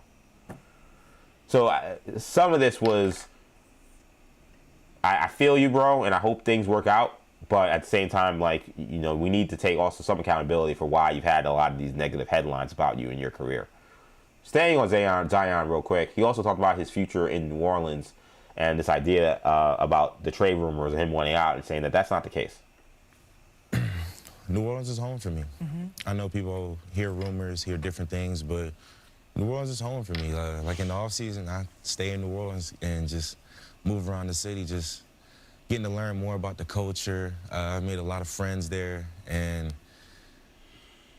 New Orleans, I know I'm saying a lot, but New Orleans is really home for me, so I want to do what I can to help New Orleans win. Yeah. So, because if you can win a championship in New Orleans, if you look at the impact Drew Brees had with winning the Super Bowl, you're forever. And who doesn't want to be forever? Absolutely. I don't know why this interview is happening. I'll be real. I've said this before, and I said it to start. He's not going to get it's the trade deadline passed, so he's not going to get traded. Yeah, I don't know why this interview is happening. Is he trying to get ahead of a trade that may happen in the offseason? He definitely comported himself as a guy that wants to stay in New Orleans. So, and the word is that the Pelicans can't give him away. That's been the word. Whether that's true or not, who knows in NBA circles, but that has been the word that he's not a guy that anybody really has had serious interest in. And I understand why. I know he says he's been very serious, but there have been aspects of his career that haven't felt very serious right now. So at this point in time, you look at his contract right now, he is guaranteed, let's pull up his numbers right here real quick. It does not want to show up for some reason. I don't know why this is coming up the way it is. Usually, here it is. I scrolled way too fast, that's why. So he's making $34 million this year. And then well, no, this doesn't show his contract correctly. Hold on, I'm going to try to find another one. Usually SpoTrack is on the money with showing a guy's contract, but not today. Let's see. Basketball Reference will also have his contract. I don't know why that came up so weird. From what I saw, it looked like he's not a free agent until 2029. So it looked like you're going to have a long time in terms of having Zion Williamson on your books, and that just seems extremely risky from where he's at in terms of this point in his career. Okay, here we go. So next year he makes $39 million. Then he's got $42 million coming to him. No, excuse me. This year he's making $39 million. So he's got 2 more years left of about $86 million left on his deal. So you got 26, 27, he's making 42, 27, 28, he's making 44. Again, Zion is 25 years old. He has never played more than, I think, 70 games in the season. Yes, he's only never played more than 70 games. He's played 45 this year. He's played 35 straight games. So he's on a streak that he hasn't been on before tonight, where he's not going to play against the Clippers because he has a sprained ankle. Nothing soft tissue, so sprained ankle, you hope he comes back. He'll be fine. But yeah, if you ask me today, is there any shot Zion turns this thing around and he becomes the guy you thought he could become? My instinct tells me no, but there's something about him that's telling me that I would be foolish to just completely write him off. Because when he does get on the court, he is extremely productive offensively still. There's no denying, he's still extremely hard to stop offensively. He just hasn't found a way to impact winning, and he wants to stay in New Orleans. I'll be honest. If I was him, I'd be trying to get the hell out of there. He clearly, There's been rumors that like the Heat have been interested in Ja Morant. I kind of want to see what to see Zion playing with the Heat. I'd love to see Pat Riley with this guy and Eric Spoelstra with this guy. Like the Heat are very disciplined when it comes to your weight, when it comes to your dieting, and how you prepare and stay in shape for a season. And I just don't think a lot of the babying I think we saw from the Pelicans would have happened if he was on the Miami Heat. And Ja Morant, I think he seems like more of a lost cause, in my opinion, than Zion Williamson. Because Ja is not even that productive anymore. Like, Zion is still productive. They just can't win. And there's a question about, like, is he a winning player, which is a very fair question. And to be clear, like, Ja has been on winning teams and winning situations more recently than Zion. Zion never really been in a winning situation. But, I don't know. Something about Zion, he's taller, small, like, so I think even a loss of athleticism won't hurt him nearly as much as it would hurt someone like Ja, who's 6'3", 6'2". I would be interested in saying, hey, can I get him and take a flyer on him?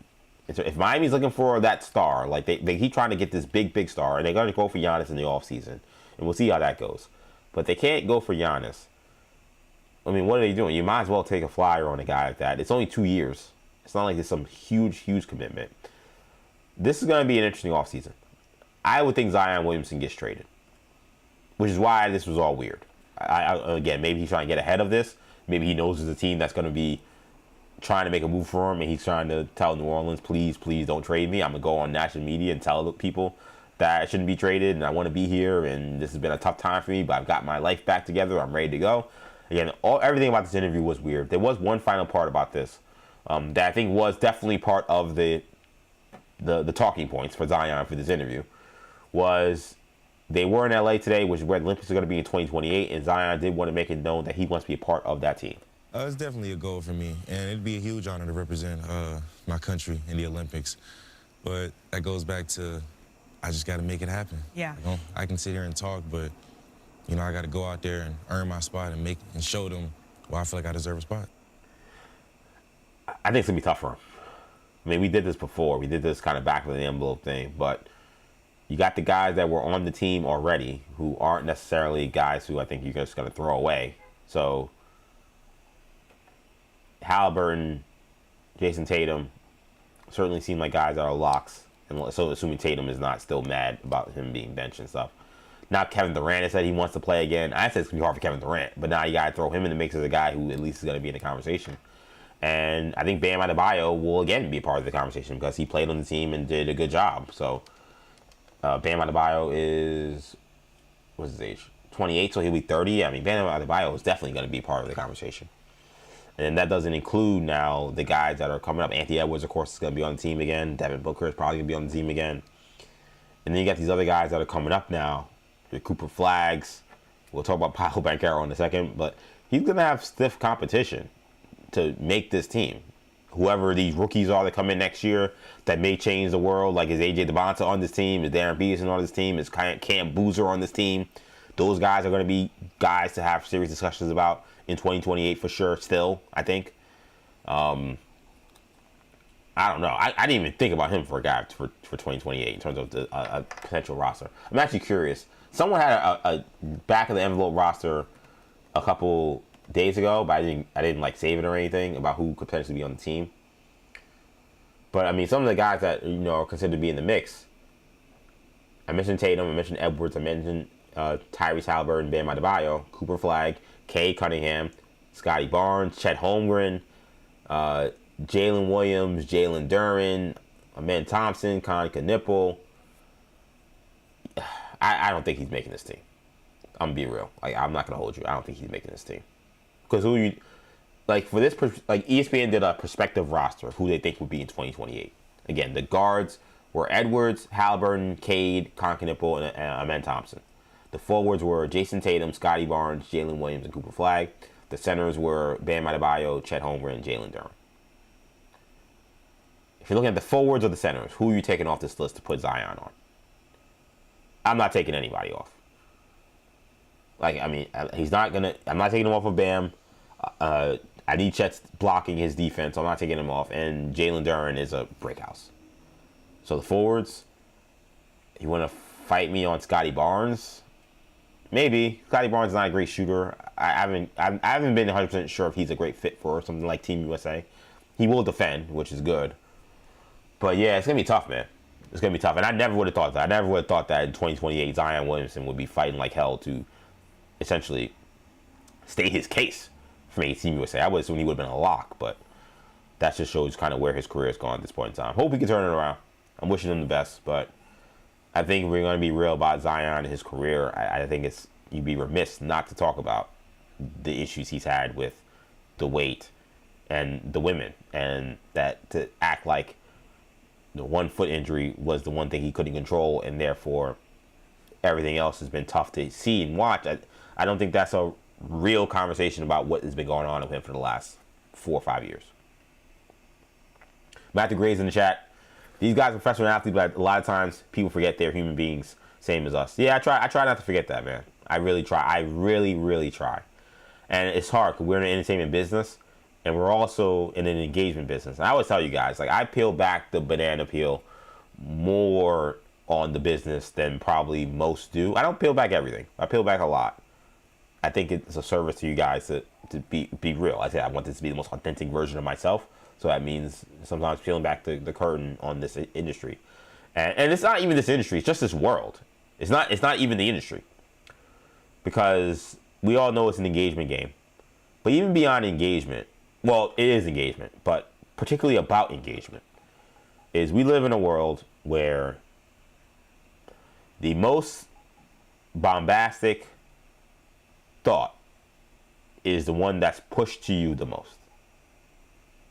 And algorithms have actually, like, computerized this and digitized this in a way that has made it a formula, essentially, that is not remiss among people who do what we do in this industry. So with that need to have an opinion and say something of value and still break through and crack through that algorithm leads to, I think, some people talking in a way that is irresponsible when we talk about other human beings. That's why I always try, and especially, like I always say, you guys didn't know I am black, and these are other young black men. So there is going to be a heightened sensibility about how we talk about a lot of U.S. professional athletes, because so many of them are like me. They're black. And it's not even just about black athletes. It's about white athletes. It's about Asian athletes. It's about Latinos. It's about all people who are playing in the sport. And again, all respecting everybody as humans. It's just so hard. It's so hard to balance that, I think, for a lot of people in this industry. How do you talk about these players and these athletes in a way that cracks through this algorithm where only the most bombastic, over-the-top thing gets pushed, but then you're also not disrespecting people and not thinking about the fact that these people are humans? And I think if you're good, you find a way to do it. I think there are some people who are the best in the business at doing that. I think Bomani Jones is awesome. I think Mina Kimes is awesome. I think Josh Pate is awesome. I think, who are some people that I'm inspired by right now who are great in this industry? I think Maggie Gray and Andrew Perloff are awesome, obviously. I think Zach Gelb is awesome. But when I think about some like the huge names in this industry, there's some people who do a phenomenal job at that. But it is hard. And it's why I think sometimes what we've seen is if you can't do it, then do something else bombastic and over the top or whatever. So, and this is not any shade to Pat McAfee. Pat McAfee's an incredible talent, former CBS Sports Radio host. But he has stressed that I am Mr. Positive. I am celebrating guys. I am being exciting. And it's less about me having some crazy take that's going to, knock your socks off. It's more about me getting a great interview with somebody, or me in college game day jumping off a diving board into a pool at Miami. But either way, you're still getting that same engagement. It's the same thing, but it's just he's taking a different lane because he's a professional athlete. So he probably feels a different sensibility about it than maybe people who have never played professional sports. Again, peeling a little onion a little bit behind on the industry. But that's something I take very seriously. And it's not, I'll be clear, it's not easy. It's not easy. Especially it's not easy when also you are passionate about this. You guys, I think you guys can tell that my love for the Knicks and the Heat. No, not Heat. I'm sorry. And the Heat. My hatred for the Heat is real. The Knicks. I talk about the Heat so much that's still in my head. The Heat, the Miami Hurricanes, the Mets, the Jets. Like, it's real, right? So when you're actually are really passionate about this, and then you're talking about this, and you're trying to balance that line of cracking through while also giving real commentary that is authentic, and then also not crossing the line. It's a balance some people don't care about, quite frankly, which is why I think you have a lot of hacks out here, to be honest. There's a ton of much more awesome talent, but there are people who will take shots, personal shots. They don't care. It don't matter. Did I get engagement? And you see it, I think, less in even like sports. I think you see it actually more in entertainment. Like, you'll see it a lot in music. You see it a lot in like wrestling. People comment on wrestling. Like, them, it's like they'll just take any kind of personal shot or whatever. It doesn't matter what the person is, human, not realizing it's all entertainment at the end of the day. I know I'm on a soapbox a little bit, but you know how I do. I get on soapboxes. That's been part of the deal when it comes to 40 days and 40 nights. But no, I think that it is very hard sometimes. And that's why, I really hate the aspect of the gambling and how much it is really, like I told you guys a ton, I just was very naive to the world of gambling. Until it became legalized, it just was not something that was just part of my discourse, part of anything I was involved with. I've never gambled at all in terms of sports. I don't think I've gambled even like in a craps table or anything like that, but I definitely never gambled in sports in my entire life until it became legalized in New York. And that whole world was just not even a world I was even open to. So when I see these athletes talk about how much the increase in sports gambling and the accessibility of sports gambling, how much that has changed the dialogue that they have with fans on a regular basis and how much more extreme and dangerous it has gotten, again, I take that very seriously. Because it only takes one lunatic to do something terrible or cross a line that is totally unforgivable for something terrible to happen. So, yeah, I think we all got a responsibility to speak about these people as people, which is why the Zion Williamson stuff is real. You talk about dark moments, you talk about dealing with issues and seeing so much negativity around your name. I know how challenging that is, which is why I think I can respect that and understand where that's coming from while also feeling like respectfully there's also some decisions that you are making that aren't making it easier for you to move on from a lot of that negativity that you're seeing on the internet. The negativity is just going to exist. It's going to be there. You could be LeBron James and Stephen Curry, and there's still a ton of negativity on you on the internet. It doesn't matter how great you are. So the negativity is always going to be there. It's again, what are you doing to mitigate that? We've seen some things. He's clearly doing some things right because now he's healthy. Now he's not getting hurt. So clearly he is doing some things right. It's just been there are some things about the life and the career that we're still seeing that have been issues. And there's no denying that at this point. We evaluate Zion at this point. 40 days, 40 nights. Your boy EJ Stewart here, streaming live multiple spots, including on YouTube, New Generation Media. If you're watching, you're enjoying the program, be sure to do a couple of things. One, if you could subscribe to the channel, New Generation Media, we greatly appreciate that. If you also give me a like, thumbs up, and a comment in the comment section, we also appreciate that. That helps the show a ton. So if you're rocking with me and you continue to rock with me, I greatly appreciate you. If you can like this video and give me a thumbs up and a comment, that helps a ton. You can also like this video where we're streaming live as well on X, EJ_Stewart, and on Instagram, Action EJ. Make sure you follow me on both. On X, EJ_Stewart, and Instagram, Action EJ. And of course, if you're listening to the podcast version of this show, you wouldn't be doing it now, but if you do it in the future, or you do it tomorrow or later today, thanks for listening. If you're listening to the podcast, or even if you're not, head over to the podcast channel. New Generation Podcast Network is where all these episodes of 40 Days and 40 Nights live. If you can give us a 5-star review and a written review about how awesome we are, we greatly appreciate that. New Generation Podcast Network is where you get all New Generation content, not just all episodes of 40 Days and 40 Nights, but Hero Talk, Sports Talk, Off Script, our wrestling podcast, Imperial Broadcast, our Star Wars podcast. All those episodes live on our podcast channel. Just search New Generation Podcast Network wherever you get your podcast. Oh, I can't wait to talk about this. there's beef brewing in Orlando between star player Paolo Banchero and Jamahl Mosley, head coach. And I'll be clear, this is my assessment that there's beef brewing. I'm not saying that the people have said there's beef brewing. There has been some reports that there's been some, what's the word? Not like dissension, but there's been some disagreement between Banchero and Mosley before. Nothing that they've said publicly has suggested that, but that's been some of the rumors. And you never know what rumors, you never know what's real and what's not, but that's just what was being put out there. It seems like that has boiled over, because now we're starting to get some public comments that suggest that these two guys are not on the same page. I want you guys to hear this first. And of course, this is one of those press conferences where there's no sound of someone on an actual microphone, which drives me insane.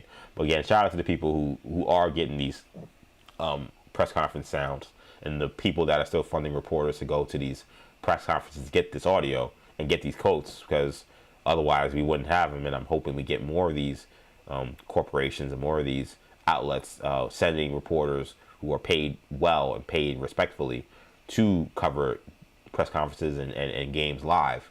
I want you to hear this from Paolo Banchero as best as you can. He was asked after their loss to the Pistons, where they had a halftime lead that then dissipated quite quickly in the third quarter, about what happened. And he said a lack of adjustments has been a problem the team has had all season. Teams a lot of times adjust, at halftime. I think that's why we struggled a lot in the second half, just because, we don't really adjust to their adjustments. So that's when we need to see how they're playing us, and we just need to clearly communicate to each other, what it is that we need to do, particularly offensively, to fight those runs and continue to play good basketball. Okay, I mean that's pretty damning. The teams are adjusting to us, and we're not finding a way to adjust to their adjustments. That's a coaching comment. To say that we're not adjusting to the other team making adjustments. Adjustments come from the other team's head coach. No adjustments happen on a basketball court, at least most of them, don't happen unless the head coach says, hey, we're going to do this thing. So if you say, well, we're not making adjustments to what they're doing, that's suggesting that your head coach is being outcoached on a regular basis. And Jamahl Mosley was asked about, did he agree with Paolo Banchero's assessment of this game, that they didn't respond well to the Pistons' adjustments. And he said no. Yeah, I think the one adjustment that Detroit made last night, they just played a little harder. They got into the ball, they grabbed that a little bit more, they plugged the paint a little bit more, and our decisions became slower because there were a lot of gaps. There was no schematic adjustment that they made. It was more or less the lines. They did turn up their defensive heat a lot more. If you looked at the third quarter, they had about 2 or 3 blocks at the rim. They turned us over, they built walls in transition. Woo! He was getting after them a little bit there. There was no schematic adjustment. The adjustment they made was that they played a lot harder. And they were blocking us at the rim. They turned up the heat on us defensively. There's nothing, and I'll tell you this, as a guy who, again, take it for a huge grain of salt, but played basketball growing up my entire life up until college, and then played high school basketball in the top high school league in New York Catholic High School League, AA league. Any coach talking about a team turning up your defense and you not being able to handle it is 100% a commentary on your toughness and your lack of physicality and able to match that. Whenever someone says that, like, yeah, they turned up the heat on us defensively and we didn't respond well, that's saying that they pushed us around and bullied us around and we didn't respond. And then him saying that this was not a schematic thing, this was them turning up their defense, being more in tune on defense, and we responded by turning the ball over. That's what he said in that comment. I mean, that's really damning. And this has been, to me, a disconnect I feel like we've heard has been brewing, and this is the first time where you're seeing publicly Jamahl Mosley, who, he don't take no ish from nobody. My first introduction was to Jamahl Mosley as a basketball figure was during LeBron's first game with the Miami Heat when he went back to Cleveland. I wish I could find this clip. I couldn't find it today. The first game against the Miami Heat, against the Cavs, LeBron James playing with the Heat. And if you remember that game, it was a crazy hostile environment. I mean, like, people are cursing. There was heightened security. There were concerns about people bringing in batteries and other kind of hard items, potentially to throw at LeBron James. It was a very uncomfortable environment to even watch as a basketball fan. It was not pretty. And the Heat went in there and they just smoked the Cavs. I mean, the Cavs were terrible. They ended up getting number one pick in the draft. But, like, they were terrible. They went in there and just completely smoked the Cavs. It was a laugher almost immediately. And LeBron, during the game, was, like, talking trash to the Cavs' little, like, their little, like, their bench, right? Like, he's talking, like, he's on the court while they're getting blown out, like, talking trash to them, laughing. And I'll never forget Jamahl Mosley, who I did not know who he was at the time. He just looks over at LeBron and says, "Man, shut the F up." And he doesn't say F. He curses. Like, looking at him, look, LeBron's laughing at them. He's like, "Man, shut the F." I was like, whoa, who's that guy? And I kind of liked it because I'm like, yo, you Cavs guys are like laughing at him and you're getting embarrassed. And here's this guy who's an assistant coach who is anonymous. I never heard of the guy. It wasn't like he was like one of the top guys on the bench waiting to get an NBA head coaching job. And he's cursing out the best player in the NBA who's talking trash to you, who's dominating you. And I was like, that's an interesting guy. And I've kind of kept my eye on him kind of ever since. And he's bounced around the league a ton. And he's been going up and up in terms of where he was on the bench in terms of different teams as an assistant coach. And then he gets an Orlando Magic head coaching job, a job that I wasn't quite sure how this would go. And it was going pretty good. Like, this was a team that was a perennial lottery team that has turned themselves into a perennial playoff team, really. At least it seems like this will probably be the third year in a row where they'll be in the playoffs. So I think there's optimism for where the Magic were going, and there was a lot of optimism that this year was going to be a big year for the Magic. They made the trade for Desmond Bane, and I said it a ton on social media, and these people have disappeared. But I kept saying there was all this love for Paolo Banchero, about how Banchero was the next big guy to take this big jump, and is Banchero potentially the best player in the Eastern Conference? All these things that seemed to me insane. And I don't think I'm a Paolo Banchero hater. I think he's really good. I think that he has some weaknesses, and he's not the greatest defensive player, and he's not a great shooter, but he's a really talented offensive player. He has a lot of skills for a guy his size. He's really good. I don't think that it's... But I was surprised at just how much people were jumping out the window saying that Banchero was the next big star to have this big breakout this year. I didn't see that. I saw a guy who was injury prone last year, who seemed to take a step back in his development, or at least stall his development. And I saw guys like Cade Cunningham take steps up. Like, I was like, I don't know. Like, you're telling me these guys are going to supplant Jalen Brunson now that, Tyrese Halliburton and Jason Tatum are hurt. I just saw there were other guys. I thought Paolo Banchero wasn't even in conversation with guys that I would say who could be the best player in the Eastern Conference. But there were a lot of people pushing this narrative and people pushing the Magic as a team that was going to be a huge, huge threat in the Eastern Conference. And what we've seen this year from them has been kind of what we've seen from them regularly, which is they can't score, and they are kind of a mid kind of team, a play-in kind of team, who at the end of the day probably is still missing an alpha. Either they need one of their guys, whether it be Franz Wagner or Paolo Banchero, to step into that and be that superstar player, or they need to find a guy somewhere else, but they haven't gotten that guy yet, which is what has been their story for the last 3 years. They're the same team. There's been no improvement. So I actually do wonder if we're looking at Jamahl Mosley, who maybe is on very thin ice. Whenever you get the star player willing to start making public comments saying that I think that we're not adjusting the right way, that usually means dead man walking. And I'm not surprised that Jamahl Mosley was like, I'm not going to take that sitting down. Again, this is a guy that, as a young assistant coach 10 years ago, would tell LeBron, shut the F up in the middle of a basketball game. So he's not going to take crap from Paolo Banchero. So I'm not surprised that he said, I'm not taking this, and this is not on me. You guys did not play with effort. You guys played soft, and therefore that's why we lost.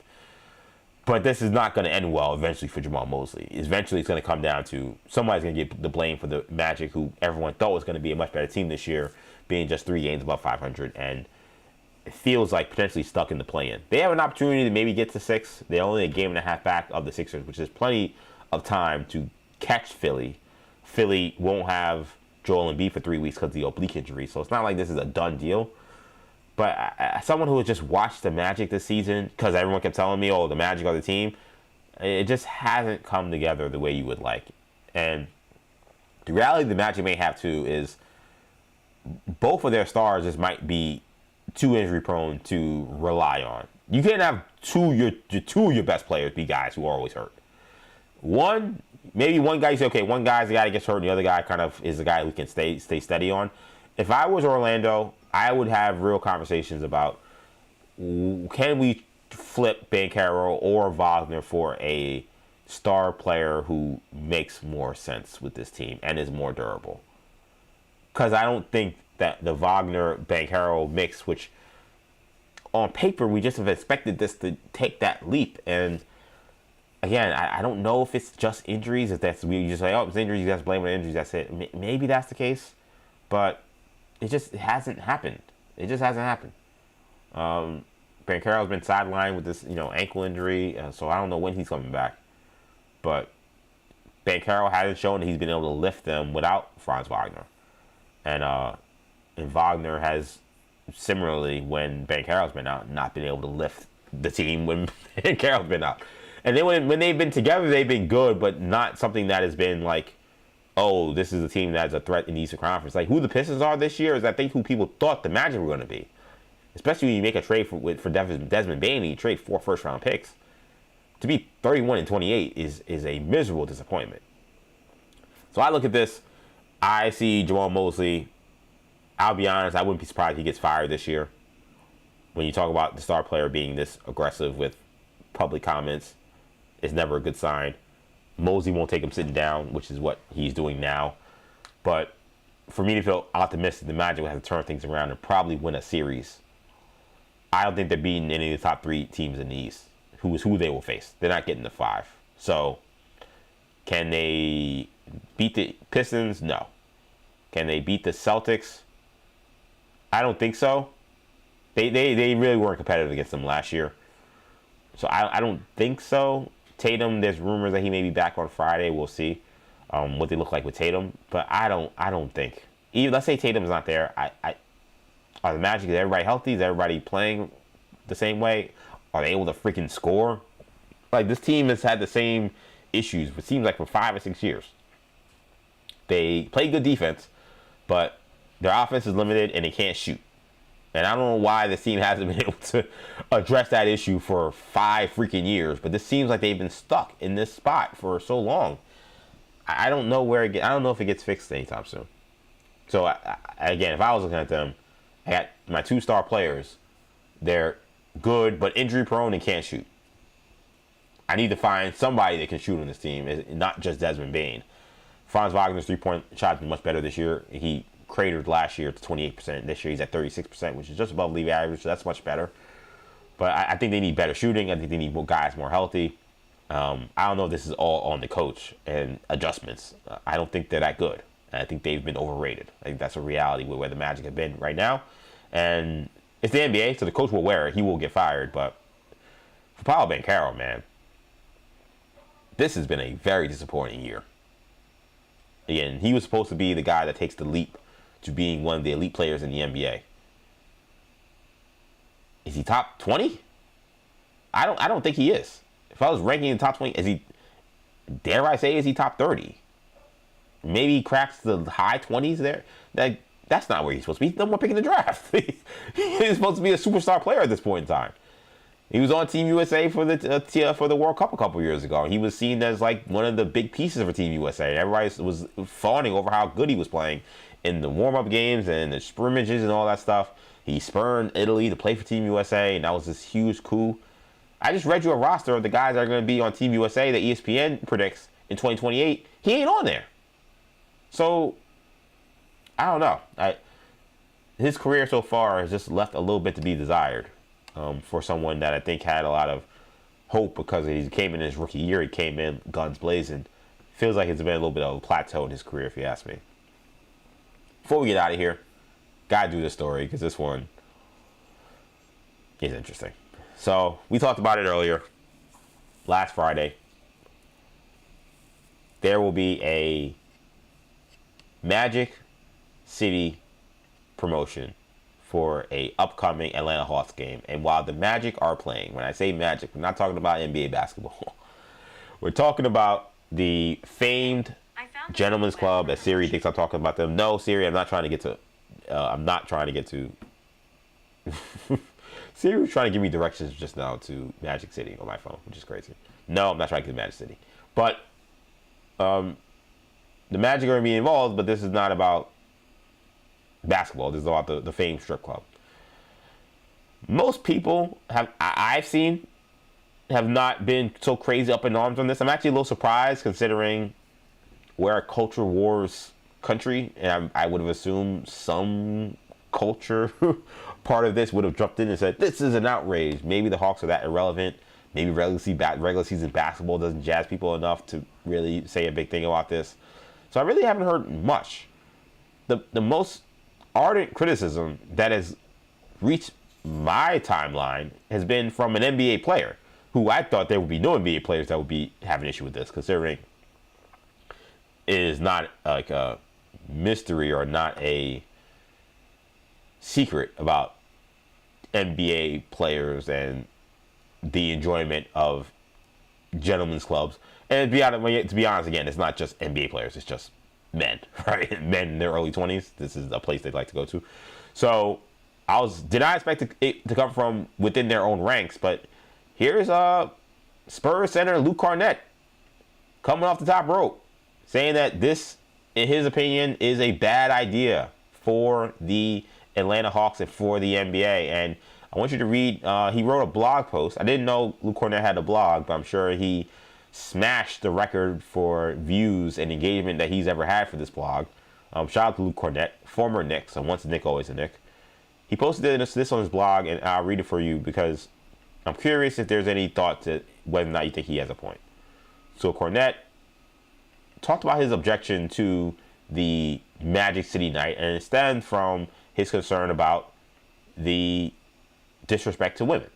He said, quote, "The NBA should desire to protect and esteem women, many of whom work diligently every day to make this the best basketball league in the world. We should promote an atmosphere that is protective and respectful of the daughters, wives, sisters, mothers, and partners that we know and love. Allowing this night to go forward without protest would reflect poorly on us as an NBA community, specifically in being complicit in the potential objectification and mistreatment of women in our society." I think it is a very thoughtful take, and I don't like to even call it a take. Just a thoughtful opinion and a thoughtful thing to put out by Luke Cornett. This is tricky, and you know, maybe like the Zion Williamson conversation kind of teed me up to get ready to talk about more, sex workers. But I do think we do have to be careful about, determining what is disrespectful to women and what is not disrespectful to women. And again, putting sex workers on some kind of like low pedestal as that this is like our way of, in some ways, like degrading women. And there's obviously objectification of women and aspects of it that certainly could fit the bill. What I have seen from the promotion of this event, which is interesting, haven't heard a lot about strippers being at this event. It's been about, we're selling some sweatshirts, we're selling wings, we're selling merchandise. I mean, the primary merchandise is, I know you love things, but the primary merchandise at Magic City is thighs. And I don't mean chicken thighs. So that part of it is interesting. And I think that's probably what the NBA would push, is say, listen, we know it is obviously an adult nightclub, strip club. It is more to the Atlanta community than just a strip club. But we're not promoting that aspect of it. We're not pushing that forward. We're pushing more of the other aspects that make Magic City iconic than just the strip club. I guess the question will be, can you separate that from what Magic City is? It's like saying, could you separate wrestling from the WWE? As much as Vince McMahon, when he was running the show, would have loved for you to, he always liked to say, I'm not a wrestling company, I'm an entertainment company. It is still the World Wrestling Entertainment Company, or back then the World Wrestling Federation. It's still wrestling in it. You're putting wrestling in the title. So now Magic City obviously doesn't say strip club in the title or gentleman's club in the title, but like it is what is bringing people to the party mostly. So I get it, and I said this before. Like I kind of was surprised that the NBA was allowing this. This seemed a little. This feels like something that didn't really maybe reach league quarters the way other things do. Like I don't know if this actually reached Adam Silver's desk or whoever is under Adam Silver or under him. Like I feel like this kind of skated by league approval and nobody knew what was going on, and now they're probably like, oh, this is what you guys are trying to do?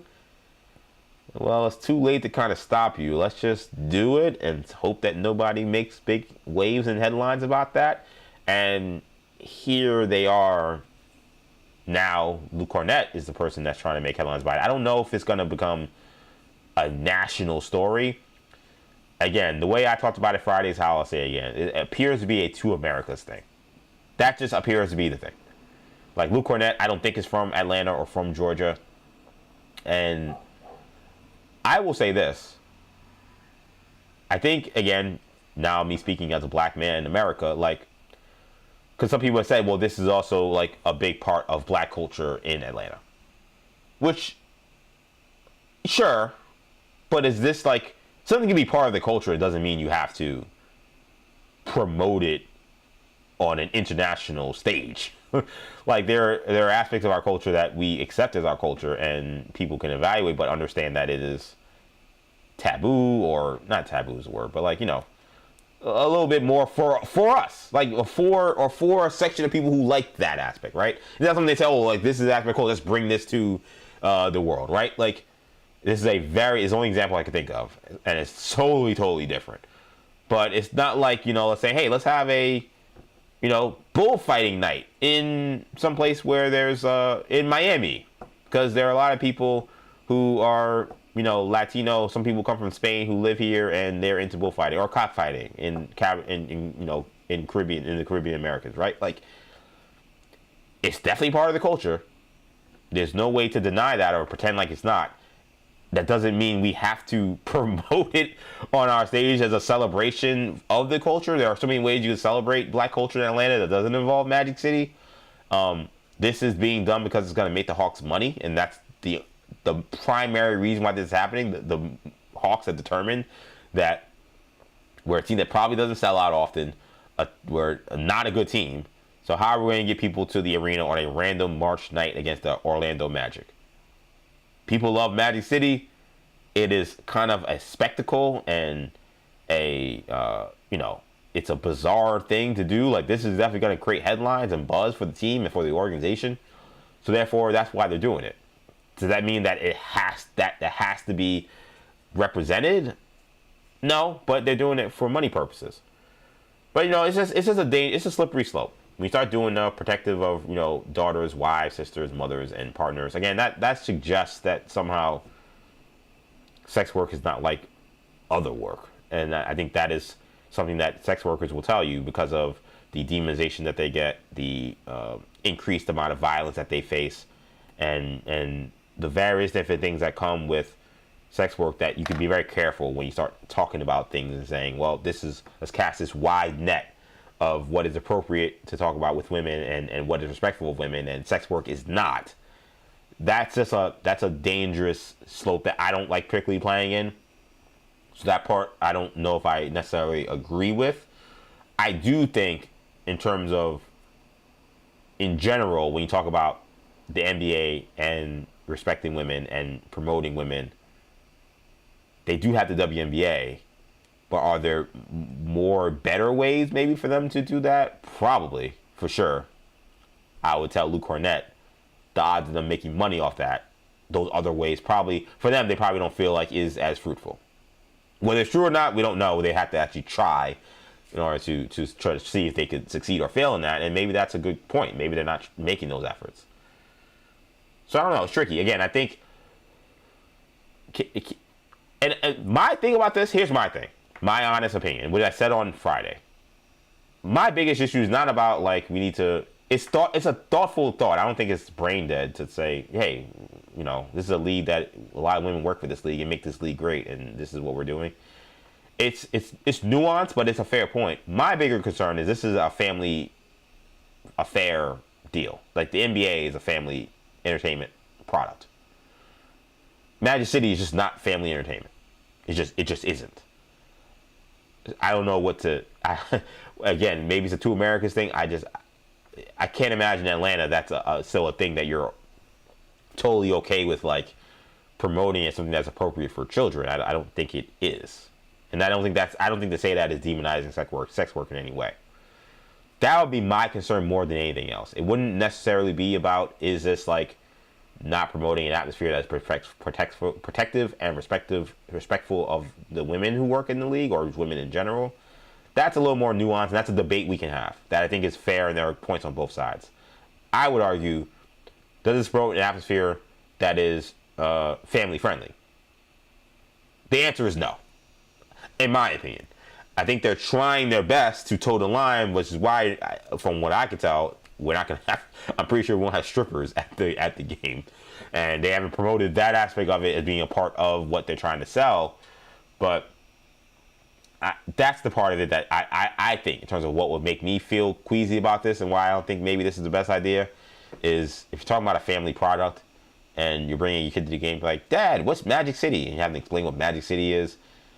Again, that's where my naivety and my two Americas come in. I'm like, maybe in Atlanta, when you're 10 years old, you know what Magic City is, and you just know it, and that's part of it. I don't know. I'm not from Atlanta. I don't live in the South. I don't live in that area, and I've never been to Magic City, so I wouldn't know. But that's more of my thing. Think about the children. I know that's like the cop out, but I really do think that's more of the issue than any of this. Than any of the, are we protecting women? Is it, not that those things aren't concerns that we should have. My concern would be the family event. That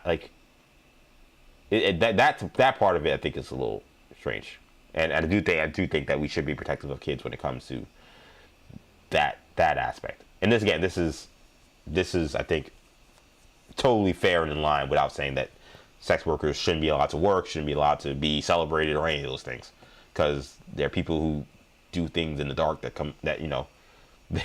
they show a lot of support to these people, but then of course, like, again, they are the most demonized. They face all this violence and stuff. So I want to be respectful of that from that standpoint as well. But shout out to Luke Arnett. He was the last guy I thought to enter his name in the chat when it came to a dialogue about Magic City night happening with the Atlanta Hawks facing the Atlanta Magic at home. I'm still kind of quite stunned that is indeed happening. Spencer Seek saying wings, no thighs. Wings and thighs are what they're known for at Magic City. I saw Bomani Jones being like, I know you're saying all it's about the wings. The wings ain't that good. I can't speak to that. I don't know. People who live there, now Bomani I think has lived there, but people who are from there will tell you, oh no, like going to get wings at Magic City is not a abnormal thing. It's not my culture. It's not my city. I don't know. I'm just telling you what people tell me, man. It's still crazy that is happening. That sounds like an Onion article. That doesn't sound real. Like the Atlanta Hawks are going to celebrate the famed nightclub, gentleman's club, Magic City. Like, if I told you that headline, you would think that was a ball sack sports or a Sharonia type headline, not a real story that is happening in the NBA. And they're trying to sell it as like the guy who owns the team is a producer of some show that's coming out that's going to be a documentary on Magic City, which, again, if I was pushing back on the idea of doing this, I assume that documentary is not going to be for kids. Like, even if you try to tell your kids, oh, it's about a movie. What's the movie about? Can I watch it? You'd be like, no. Like, there's no way around it. Again, are there people who are just bringing wings home to their kids and saying, hey, I got wings tonight in Magic City, yeah, and they don't know what Magic City is? In theory, I guess, but it's bizarre. All right, man. That's going to do it for tonight. 40 days, 40 nights, night 36 in the books. We are beginning our last week of 40 days and 40 nights. I have done 36 plus 36, which equals 72. Because while Rob DeRay makes fun of my math, I can do that math very quickly. I've done 72 shows in essentially a 36-day span. I know I don't do weekends, but some of those days I've done weekend shows. So I've done shows on the fan. So it's not like I haven't been doing something. It just hasn't been on here. And we're coming down to the wire.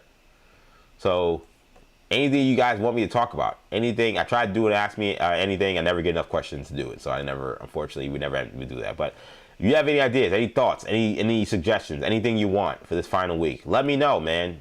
You can hit me up on X, EJ_Stewart, Instagram, Action EJ, where we're streaming live on both outlets. Shout out to the folks that have been rocking with me on both outlets. We've had people on Instagram. Shout out to Jesse Flones, always in the Instagram. Always appreciate him. Jake Roby. The Body. Pete Bellotti was on the Instagram for a little bit. You were talked about a little bit, Pete. I don't know if you're still on here. People were saying that you were the blame for why all technical issues were happening when Maggie and Perloff came on. I'm putting this out there in the universe. I know I put out in the universe that I was going to have them on, and I did, but then the whole show screwed up because my technology would not work. Andrea was like, oh, you should try to get Maggie and Pearl on again. Like, maybe you can't do the whole team, but maybe just do them. And I'm like, man, that's a good idea. I may hit them up. I'm sure you guys would let them have a real conversation without us glitching and everything. And again, I can't probably have the whole team, but I can definitely have probably two of them. I've done a two-person interview before, and that's worked out. So we'll see. Maybe we'll see if we get them back. Again, I know I said I had this guest before, and they didn't come, so I don't want to jinx it. But I'm excited. I think there's a guest coming tomorrow morning that I may be announced a little later today that I'm really excited about. So we'll see if we get that locked down in a couple minutes or a couple hours. But keep rocking with us, man. We got a couple more shows left. And then 40 days and 40 nights will be done. What comes after that? I'll be honest. Right now, totally keeping it 100, I don't know. I don't know. It will be something. I will do something. But it's not going to be something that's going to be like the 40 days, 40 nights idea. I had like itching in my brain for like weeks before I finally announced it. I just couldn't figure out like how to do it, what the platform is going to be and everything. I don't have anything locked down right now, but something's going to come of this and it'll be fun.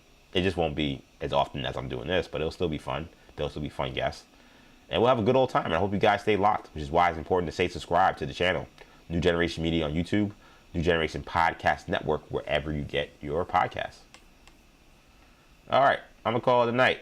I want to thank you guys for checking me out. As my sound blew, there you go. That's the music. Thank you guys for checking out this edition of 40 Days and 40 Nights. I'll be back with you tomorrow morning, 8 a.m. Be there or be square. Again, big thanks to the Maggie and Perloff team. Maggie Gray, Andrew Perloff, Andrew Bogus, and Manny Rodriguez for joining me earlier today. We'll see what we get into the rest of the week. Hopefully we'll have more fun guests, more fun times as we get through the final week of 40 Days and 40 Nights. I am your host, EJ Stewart. It's been fun. See you guys in a bit.